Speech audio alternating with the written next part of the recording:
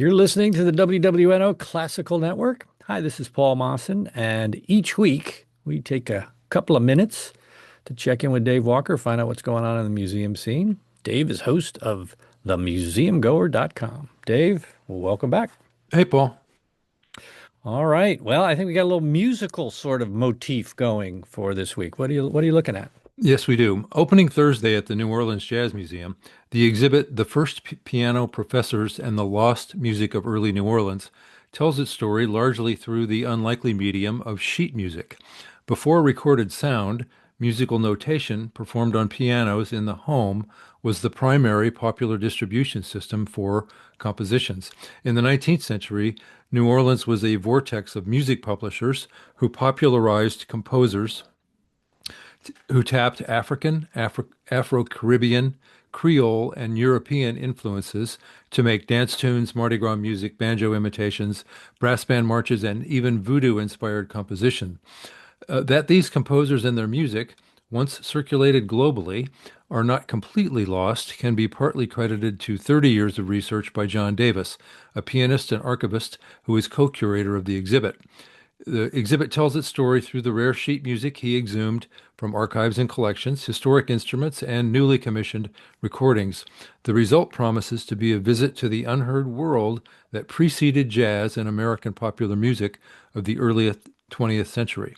Just in time for the French Quarter Festival, the exhibit's opening reception is scheduled for 6 p.m. Thursday. At 5:30 p.m. Saturday, Davis will perform music featured in the exhibit at the museum. More at nolajazzmuseum.org.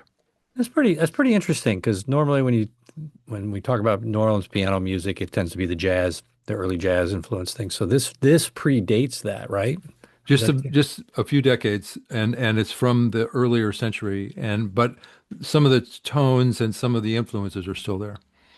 and from our better late than never department, it seems like based on some of the museum programs you've been talking about in past episodes of the Museum Goer, these 19th century composers are getting some recognition, which is kind of nice.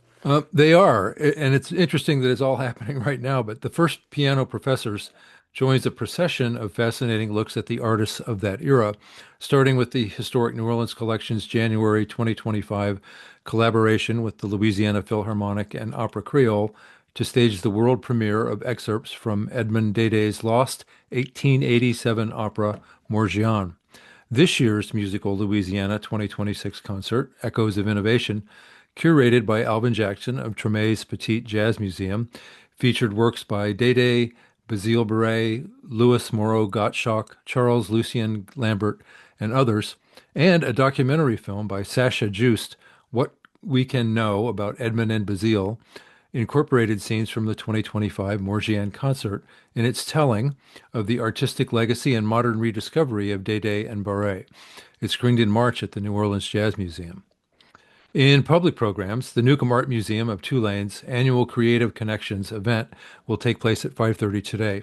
More at newcombartmuseum.tulane.edu. And in further French Quarter Fest programming, the Historic New Orleans Collection has events scheduled through Saturday. The first, tonight's Bill Russell lecture tracking the musical connections between New Orleans and Cuba, is sold out. But at 2 p.m. Thursday, HNOC will present a free screening of Tierra Sagrada, Ned Sublett's 2022 documentary film about Afro-Cuban music. A Q&A with the filmmaker will follow the screening. And at 1 p.m. Saturday, American Roots host Nick Spitzer and Tulane scholar Matt Sakakini will preside over a 100th birthday celebration for Cosimo Matassa, the recording engineer and studio owner credited with shaping the sound of the city's early R&B and rock and roll, which, like the less well-known compositions of the 19th century, also traveled around the world. And finally, back to the New Orleans Jazz Museum, the exhibit Less is More, The Photography of Steve Rapport, opens with a 6 p.m. reception Tuesday. More at nolajazzmuseum.org. You mentioned Nick Spitzer back in there, and I highly encourage folks to check that out. Nick's incredibly knowledgeable on this stuff and really knows how to talk about it and convey a lot of the information. It's really always a good talk from him. It is, and this topic is right in the heart of the sound of the city, so it's going to be great. Well, if you want to learn more about anything we've discussed, including that Godshaw learned all his piano from Dave Walker. You can check that out at themuseumgoer.com. And of course, also see a video of our presentation here. Dave, thanks so much. And we'll catch up with you next week. See you then. Thank you.